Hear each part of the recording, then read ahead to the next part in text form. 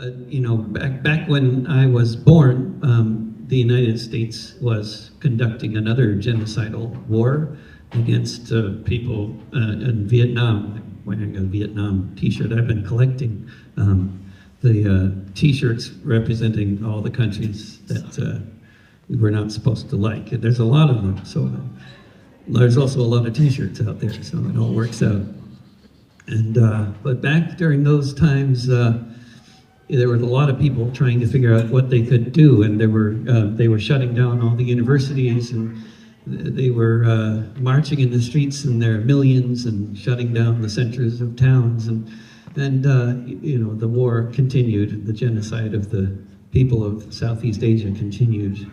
It was a genocidal war of you know, air war, bombing everybody, and they were doing just the same thing they're doing now, forcing all the people of Gaza into a little concentration camp, and everybody outside of that area is considered Hamas and fair game to be killed. That's the new way, that's what they're working on now, getting everybody into this one little concentration camp. They're calling it a concentration zone in their English releases, which is a zone, not a camp. It's somehow different.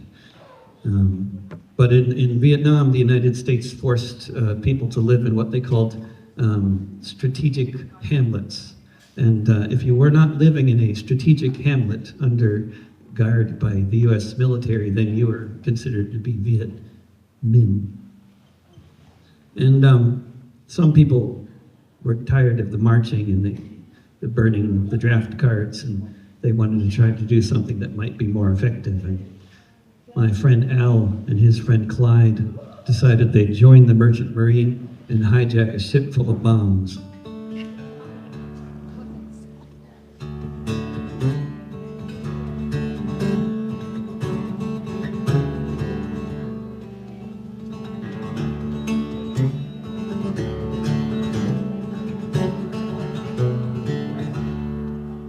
Gather round, I'll tell a story about a man I know, what he did across the ocean half a century ago. Death was raining from the skies all over Vietnam. Al and Clyde decided they had to try to stop the bombs. These two young men signed up to join the Merchant Marine, horrified by what they heard along with what they'd seen. They began to have discussions, they found a common goal. They joined the crew of the Columbia Eagle, and then they'd take control. The ship was full of napalm, heading across the sea to be loaded onto planes and be dropped upon the country to burn the skin off people beneath it. At the time, they vowed to break the law to prevent a greater crime. They thought they'd spend their lives in prison, or more likely they would die. But Clyde and Al agreed at least they had to try to sail to Cambodia with all the napalm as well, where it might remain forever, the bombs that never fell.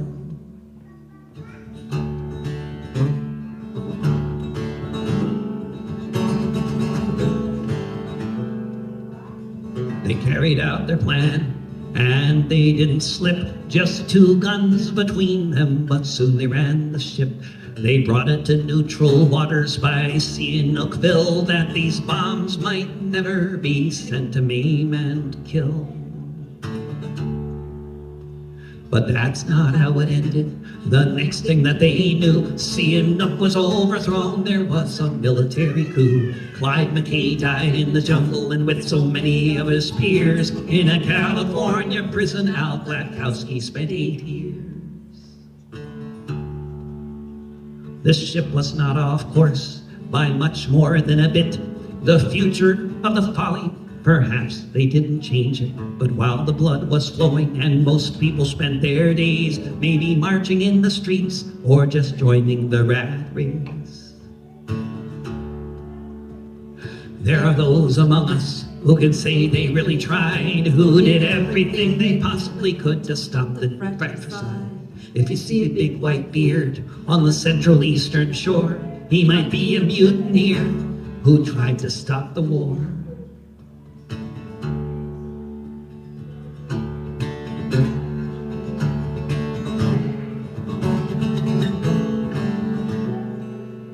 gather round, I'll tell a story about a man I know, what he did across the ocean half a century ago.